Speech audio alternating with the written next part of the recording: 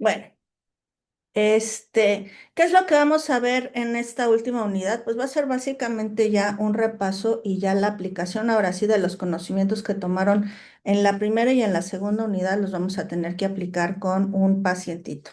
¿Se acuerdan que desde la unidad uno se les pidió que buscaran un paciente con quien poder trabajar, que les firmara el consentimiento informado? Y bueno, pues ya ahora es cuando vamos a empezar a aplicar lo que hemos aprendido en estas unidades, ¿sí? Entonces, ¿qué es lo que vamos a hacer? ¿O cuál es el objetivo principalmente de esta última unidad?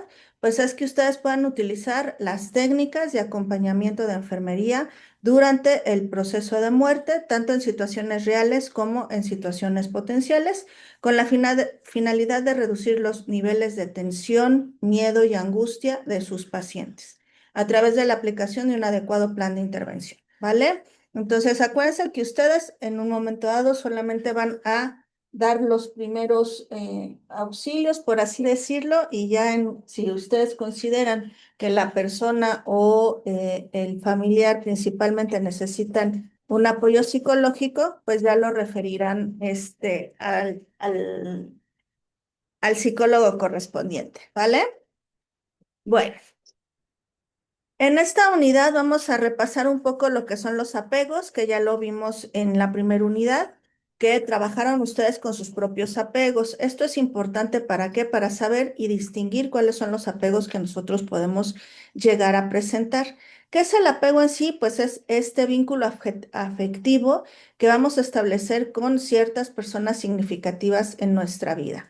Es un concepto complejo que va a involucrar aspectos emocionales, cognitivos y comportamentales. O sea, el apego no es fácil de definir, sino que intervienen en él muchas circunstancias que nos pueden a nosotros afectar en nuestra relación con nuestros seres más cercanos, ¿vale?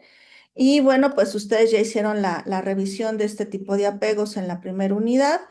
¿Y cuáles son los tipos de apegos que hemos trabajado? Pues es el apego seguro, el apego ansioso, el apego evitativo, el ambivalente y el desorganizado. Ustedes desde la primera unidad tuvieron que definir cuáles eran los apegos que ustedes tenían en persona. ¿Y esto para qué se dio o este ejercicio para qué se dio? Pues para que ustedes pudieran identificar desde nosotros y podemos luego identificarlo en personas externas, ¿vale? Entonces, bueno, todos estos tipos de apegos que lo trabajamos en la primera unidad con ustedes, en la segunda unidad, el análisis de cómo lo estaba viviendo la enfermera en la película, pues también es importante. Entonces, vean cómo primero teníamos que trabajar nosotros con nuestros propios sentimientos, con nuestras propias emociones, luego lo vemos reflejado en algo que es externo, pero que ya nos están dando como que una guía. Y ahora sí, ¿para qué? Para que ustedes lo puedan identificar en sus pacientes. Entonces, van a tener que hacer la identificación de los tipos de apego que está teniendo el paciente para nosotros poder trabajar con ellos, ¿vale? Una vez que ustedes ya identificaron los apegos, vamos a tener que hacer dos tipos de trabajo. Uno es, o puede ser sensibilización con ciertas cosas, o podemos trabajar la desensibilización con otras cosas. ¿Cuándo trabajamos nosotros la sensibilización con los pacientes? Bueno, la sensibilización es tratar de hacer que el paciente reconozca las emociones que está viviendo y es esta capacidad que nosotros podemos llegar a tener para identificar rápidamente alguna emoción, alguna situación, alguna circunstancia, tanto propias como ajenas. Este ejercicio de sensibilización es darnos cuenta qué está sintiendo el otro, ¿no? Preguntárselo y tratar nosotros de identificar qué emociones está teniendo la otra persona. Pueden ser emociones de ira, de coraje, de tristeza, de abandono, de soledad, todas estas emociones que es el que yo pueda entender cómo se está sintiendo el otro, ¿no? Acuérdense que para poder apoyar a alguien, primero tenemos que entender qué es lo que está sintiendo, ¿sí? Y una vez que el otro nos diga qué es lo que está sintiendo, a partir de ahí nosotros vamos a empezar a trabajar con algún tipo de ejercicio, sobre todo es de relajación para que la personita pues vaya entendiendo su proceso Cuando nosotros hacemos un ejercicio de sensibilización, no es, ay, bueno, pues lo estás sintiendo, ya, perdón, qué mala onda, y ya no. No es ayudarlo a que saque estas emociones, ayudarlo a que saque su emoción de coraje, de tristeza, de enojo, ¿no? A ver, pues platíqueme cómo se siente y por qué se siente así, ¿no? Que trate de sacarlo un poquito. Claro, en la medida en la que nosotros podamos trabajar, ¿no? Y también podemos nosotros trabajar lo que se conoce como la desensibilización. ¿Qué es esta técnica? Pues es tratar de extinguir la respuesta de ansiedad mediante la exposición gradual a los estímulos que la provocan, ¿sí? Eh, Esta técnica de desensibilización, ustedes podrán trabajarlo prematuramente, ¿no? A ver, está muy nervioso, usted está muy ansioso por su enfermedad, por su diagnóstico, porque el medicamento ya le está afectando, etcétera. A ver, vamos a hacer ejercicios de relajación, ejercicios que nos puedan a nosotros ayudar para que usted se sienta un poquito mejor, etcétera, ¿no? Ya una desensibilización más profunda, eso sí, ya lo tiene que trabajar un especialista para poder ayudar a la persona a que deje de sentir esta ansiedad, deje de sentir esta agonía que está viviendo y entonces pueda desprenderse de todos sus apegos de una forma eh, más óptima, ¿no? Para todos, tanto para la persona enferma como para los familiares. Todos nos tenemos que desprender de los apegos. Si ustedes escogieron trabajar con un familiar, también lo tienen que ayudar poco a poquito a que se desapegue de esta situación que le hace tener estrés, ansiedad, depresión, tristeza, etcétera, ¿no? Entonces, sí es bien importante que primero sepamos qué es la emoción o el sentimiento que está viviendo y luego yo ya sea que o trabaje con la sensibilización o trabaje con la desensibilización para poderlo ayudar. Claro que la ayuda que yo le voy a dar, pues es mínima, es nada más un proceso primario y ya luego lo tengo que ubicar con el especialista correspondiente, ¿vale? También ya lo hemos trabajado, pero ustedes tienen que ser muy conscientes de que debe de existir una comunicación terapéutica por parte de ustedes con sus pacientes. Esta comunicación terapéutica en enfermería básicamente es una técnica que permite que ustedes puedan establecer una relación de ayuda con su paciente. O sea, no es que nada más lo veo como un número de cama, ¿no? Sino que estoy viendo que es una personita que tiene necesidades, que tiene emociones, que está en una situación difícil y a partir de ahí ustedes como enfermeras, enfermeros, se acercan para poderle dar contención a esta persona, ¿sí? El objetivo de este tipo de comunicaciones es que su paciente pueda enfrentar tanto sus problemas y relacionarse con ustedes en una sensación o en un ambiente de confianza totalmente, ¿no? Ustedes son quienes están primeramente con ellos, porque muchas veces pues el médico llega, revisa, checa datos y se va, ¿no? Y quienes están conviviendo con los pacientes pues son realmente ustedes. Entonces tenemos que crear ese ambiente de confianza, de apoyo, de protección, de una buena comunicación que yo tenga con mis pacientes para que se sientan lo más cómodo posibles en el proceso que estamos viviendo juntos porque ustedes también viven este proceso con sus pacientes.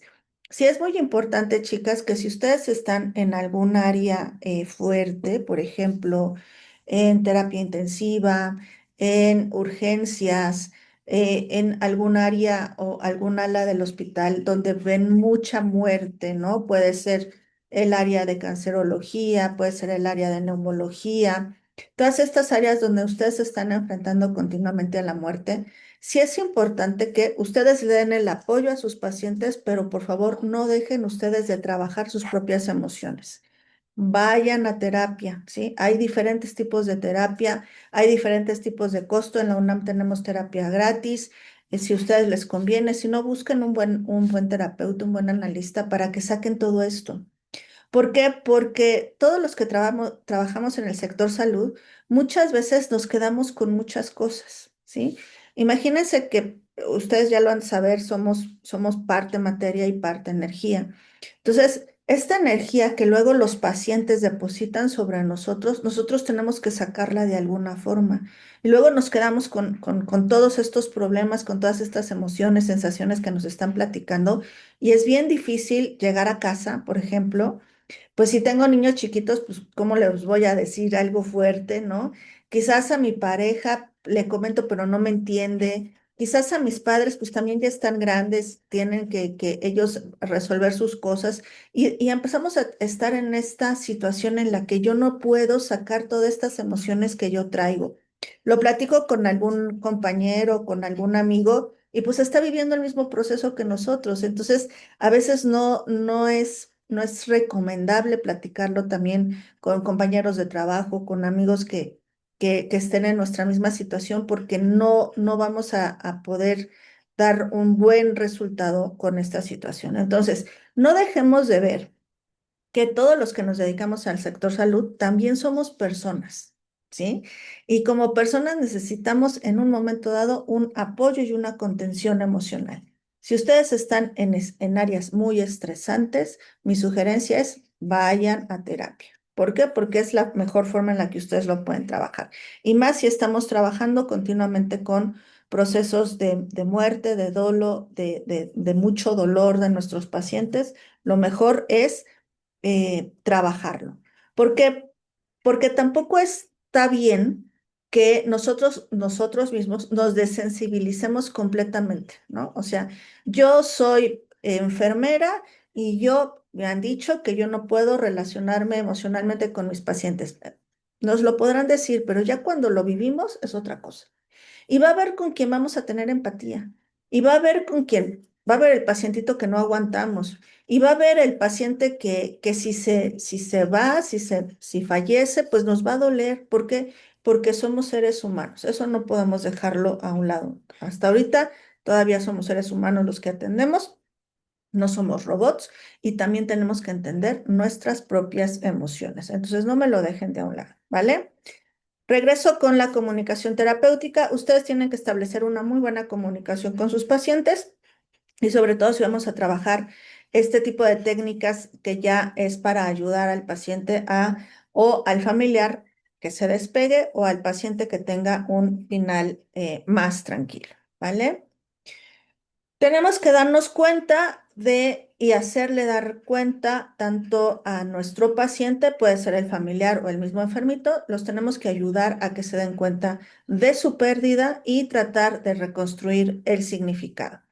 Con las personitas que ya están en un proceso de muerte es ayudarlos a entender que este proceso tiene que llegar sí o sí y que tenemos que vivirlo de una forma más tranquila, ¿sí?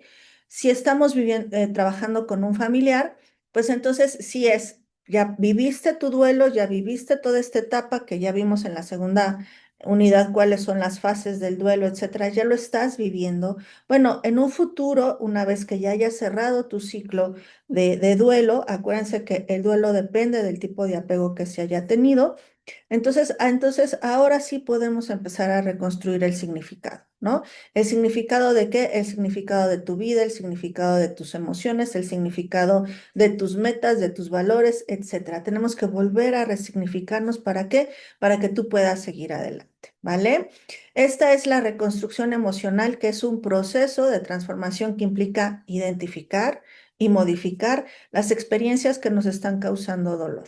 Es una forma de sanar y de cuidarse en momentos difíciles. Eso es reconstruir el significado. ¿Cuándo lo vamos a hacer? Cuando haya pasado el dolor.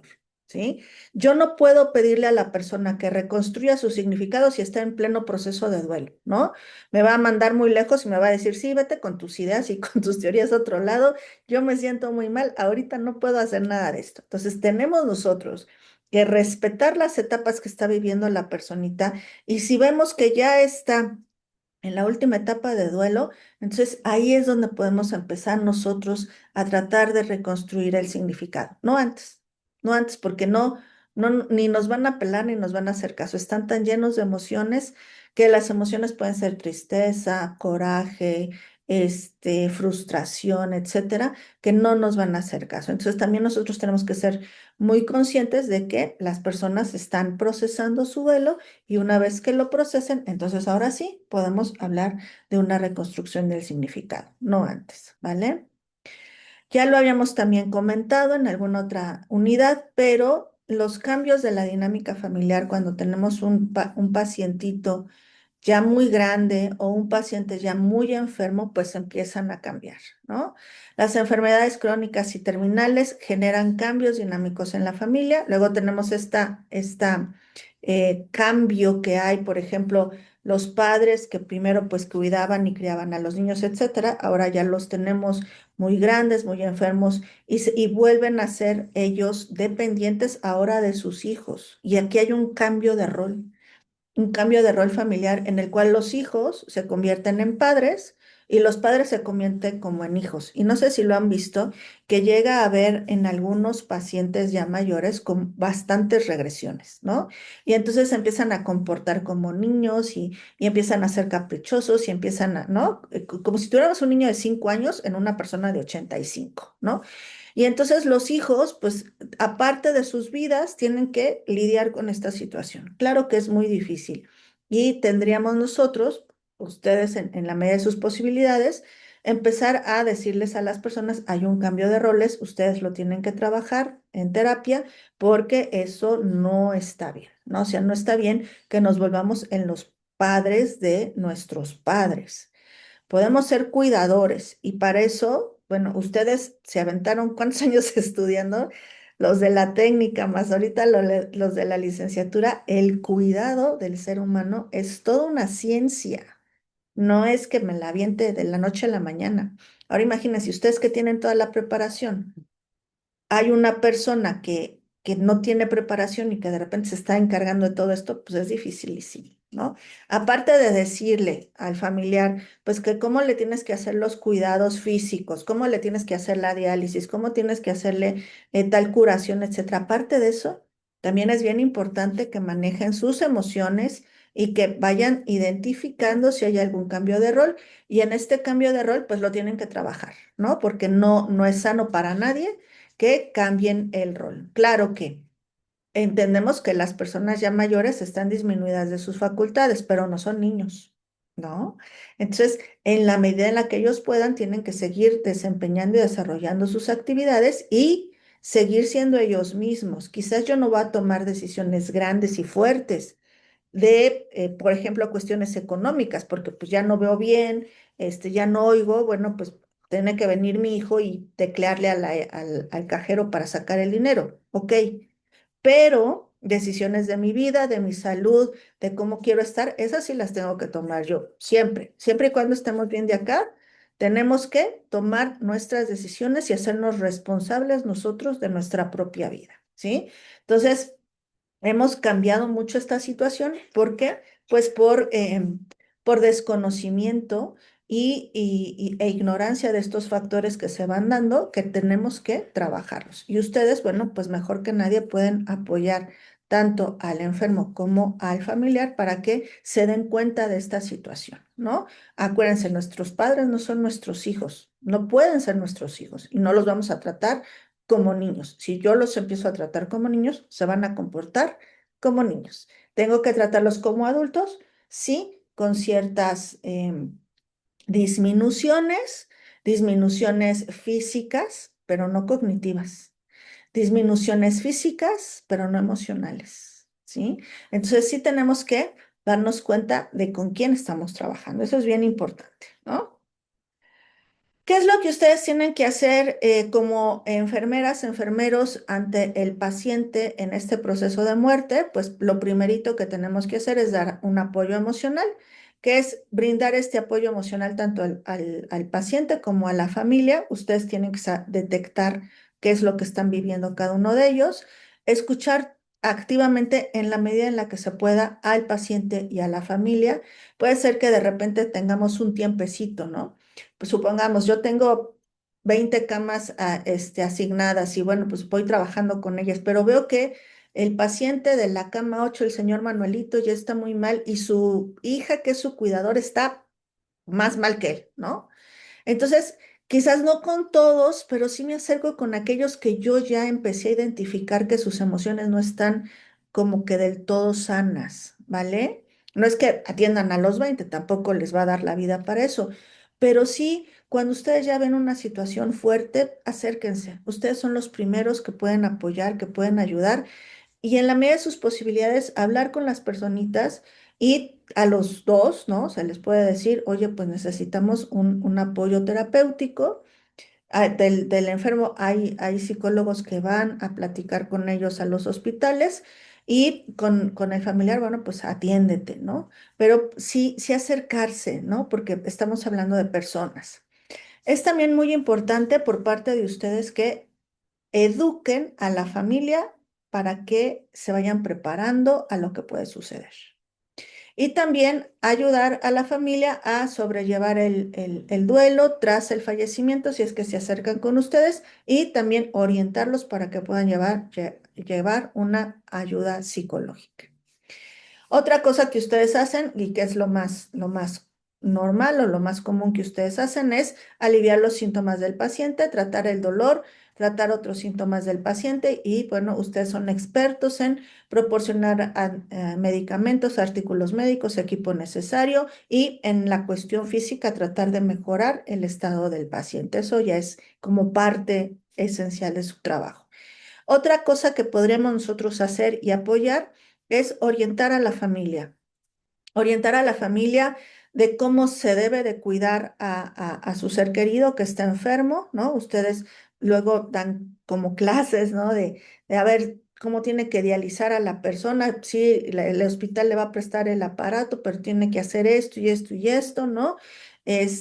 También explicarle a la familia con claridad y sencillez la situación del paciente.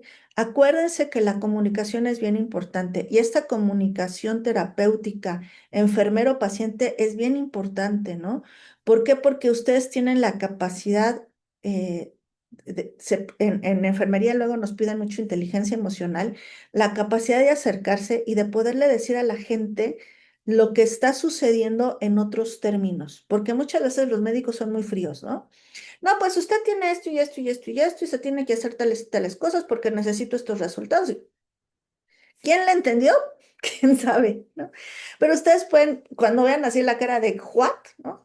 A ver, mire, lo que el médico le quiso decir, ¿no? Es esto y esto y esto, ¿no?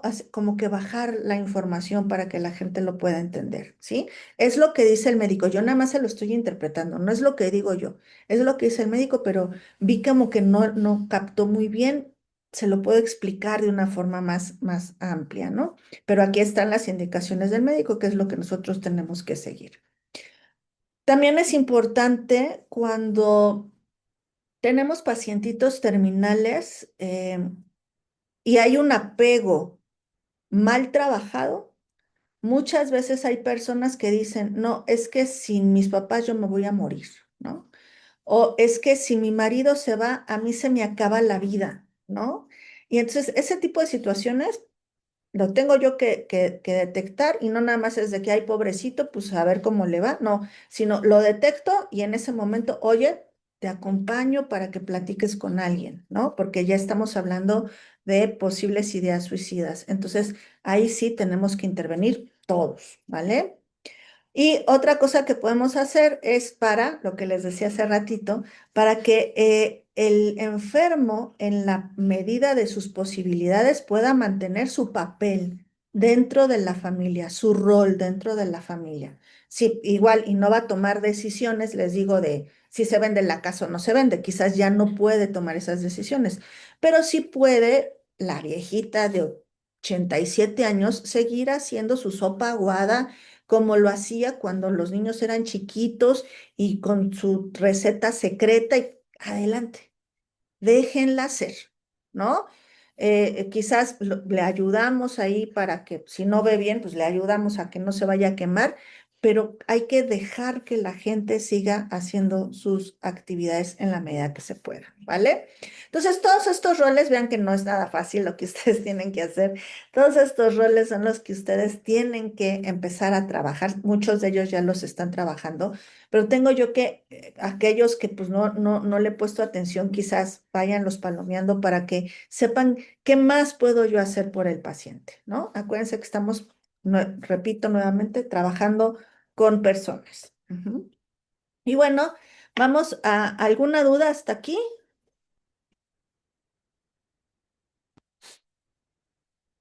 Creo que ya dejé de compartir, ¿verdad? Ninguna.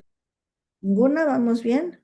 Bueno, y entonces, ¿qué es lo que vamos a hacer en esta unidad como actividad integradora? Bueno, la actividad integradora, ustedes ya tienen el consentimiento informado que se los firmaron desde la primera unidad, me lo anexan, lo adjuntan. Igual la foto, pues la suben a su Word, etcétera, para que yo lo pueda ver, ¿ok? Luego vamos a hacer por lo menos dos entrevistas. Eh, Aquí en la actividad les dicen que puede ser de hora y media como máximo. Hay que ver, ¿no? Si yo tengo un pacientito muy enfermo, pues lógico es que no me puedo aventar ni siquiera una hora, ¿no? A lo mucho voy a hacer media hora, le voy a quizás hacer sus ejercicios de respiración, sus ejercicios dialogales y ya, ¿no? O sea, tampoco podemos saturar a las personas porque acuérdense que estamos trabajando con gente enferma, entonces no podemos nosotros, saturar a la persona, ¿no? Ustedes podrán ver entre 20 media hora a una hora, a lo mucho, una hora y media, bueno, pues estará bien, ¿no? Y si no, pues lo voy separando. Tengo tiempo como para separarlo, tienen 15 días para hacer su actividad. Entonces, ¿sabe qué? Don Panchito, pues lo veo dentro de 3 días ¿no? Entonces lo voy espaciando para que tampoco se me canse el paciente. ¿Por qué? Porque pues son sesiones y son entrevistas fuertes, ¿no? Entonces hay que tener en cuenta esta situación, ¿vale? ¿Qué es lo que ustedes tienen que hacer primeramente? Tienen que hacer un resumen clínico de valoración con todos los datos del paciente, datos de identificación, descripción detallada del motivo desencadenante del problema, cuál es la actitud que ha tenido la familia. Acuérdense que estamos aquí trabajando con emociones, ¿sí? Entonces, ¿cuál es la actitud que ha tenido la familia con la enfermedad de su paciente? La actitud emocional, ¿no? ¿Cuál es la forma en la que ha enfrentado la familia la situación del paciente? También, ¿no? Pues dejaron sola a la hermana mayor o a la hermana menor y pues de repente viene algún nieto, ¿no? O sea, hay que ser muy claros en esto. ¿Por qué? Porque si me dejan solo a un hermano, pues ese hermano que se va a traducir en cuidador, luego puede darle el síndrome del cuidador, ¿no? Entonces, bueno, hay que tener también en cuenta todo esto. Una vez que ya hicieron toda esta descripción, entonces ahora sí le van a aplicar al paciente que ustedes hayan elegido, que acuérdense, puede ser un paciente en proceso de muerte o puede ser el familiar de ese paciente, ¿vale? Entonces, ¿qué es lo primero que le voy a hacer? Le voy a aplicar el test de valoración de necesidades psicoemocionales y todo me lo ponen sí, no, y el por qué están ustedes o está contestando la persona que no. Por ejemplo, puede decir lo que desean las personas allegadas a usted, por ponerles un ejemplo. No, ¿por qué? Pues porque no me vienen a ver, porque estoy solo, porque ya llevo mucho tiempo en el hospital, etcétera. O sea, siempre tratar de aclarar el por qué, ¿vale? Aplican todo este test que está larguito. Yo les sugiero que lo hagan en una sesión y ya dejamos descansar al paciente, ¿no? Luego tenemos que aplicar otro test que es uno u otro. Es el test de duelo de Polo Scott o el test de inventario de duelo complicado, que se conoce como IDC. ¿Cuándo voy a aplicar uno y cuándo voy a aplicar otro? El test de Polo Scott es con pacientes en fase terminal, que ya saben ellos, están conscientes que pues ya no nos queda mucho tiempo para poder seguir adelante, ¿no? Y el IDC se aplica a pacientes en proceso de duelo. ¿Qué quiere decir? El IDC es para esas personas que ya tuvieron una pérdida y entonces están en el proceso de duelo. Esa es la gran diferencia. Entonces, Polo Scott es que ya se están acercando a su fin. IDC es ya se murió alguien y entonces está viviendo el duelo esa persona, ¿sí? está en duelo. Ok, entonces aplico estos test. Yo les sugiero que lo hagan en otra sesión para no saturar al paciente. Y luego tenemos que Una aplicarles, pregunta. y Gaby, Entonces, bueno, se van a hacer dos ejercicios, ¿no? De que lo hagamos en video o en fotografía, ¿no? O las dos cosas. ahí les va, ahí les va. Estos test los hacen, de ahí no necesitamos fotografía, ¿sí? ¿De qué es de lo que sí necesitamos evidencia fotográfica? De las técnicas de aplicación. Las Ujú. técnicas de aplicación son aquellas que ustedes le van a aplicar al paciente para ayudarlo a bajar la ansiedad, el estrés, el enojo, el coraje, el sentimiento, la emoción que ustedes hayan detectado. Básicamente, primeramente vamos a tener que aplicar una técnica. Yo les sugiero que apliquen una técnica de relajación, ¿no? Entonces, en esta técnica de relajación están trabajando con su paciente y bueno, pues que me tomen a mí, ¿no? Al paciente se le pueden ver las piernitas o los piececitos, no importa. A mí no me importa su paciente. Acuérdense que tenemos también que guardar datos personales. Entonces, no, si no pueden tomarle foto directa al paciente, no se la tomen, ¿no? Si no me ha autorizado, no se la tomo. Pero que pues alguien, un familiar o alguien, ¿no? Me tome la foto o yo me tomo la selfie, ¿no? Con los piecitos de mi paciente y voy a hacer la relajación, ¿no? Y entonces ya empiezo a hacer ahí la relajación.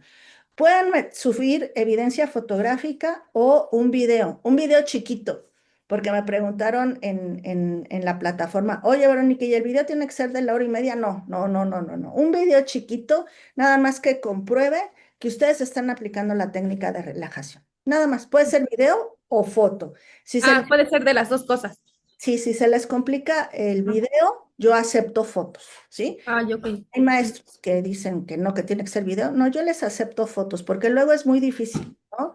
Yo entiendo que es muy difícil estar con el paciente y pues ahora quién me toma el video. Entonces, no, no, no, no. Si no pueden hacer video, no se preocupen, me suben la foto. Si hacen el video, me suben el link del video para yo poderlo ver, ¿no? Porque Ah, si no, pues cómo, ¿no? Entonces, me suben en donde dice evidencia, me ponen este link del video, ¿vale? ah. Entonces, En las dos actividades, es que puede ser fotografía, pura fotografía, en en las las dos dos yo actividades. les Ajá. acepto pura fotografía, ¿sí? Ah, ok. Entonces, primero, le aplico el test de valoración. Luego le aplico el IDC o el Polo Scott. En otra sesión le hago una técnica de relajación, ¿sí? Y en la última sesión, se les sugiere que hagan algún tipo de ejercicio dialogal o vivencial, ¿no? Vienen varios en la unidad para que ustedes puedan escoger uno. Y entonces, bueno, van ustedes a hacer este ejercicio dialogal o vivencial en el cual, no sé si, por ejemplo, escojo la silla vacía, ¿no? Y entonces pongo a mi paciente a que se relaje y empiece él a trabajar y a hablar con la persona que ya se fue, o le estoy haciendo a mi paciente está en proceso de ya retirarse, pues quizás la caja llena de recuerdos, ¿no? Y entonces yo escojo un solo ejercicio vivencial o dialogal, uno solo, ¿vale? Y ese se lo aplico a mi paciente, ¿vale? Ahora, en este también, en la actividad dice que hagan un video. Yo les acepto fotografías, ¿ok? Entonces también me anexan las fotografías o si tienen oportunidad de hacer el videíto, pues el link del video para que yo lo pueda ver, ¿vale? Entonces, yo les sugiero que lo dividan en 4 sesiones. Tenemos 15 días. Entonces, podemos dividirlo muy bien en 4 sesiones.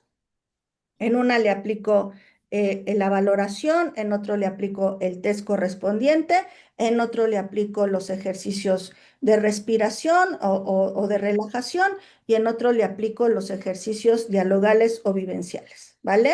Para que no me saturen a sus pacientes, porque pues estamos hablando con gente o que está en un proceso de duelo o que está muy enfermito, ¿sí?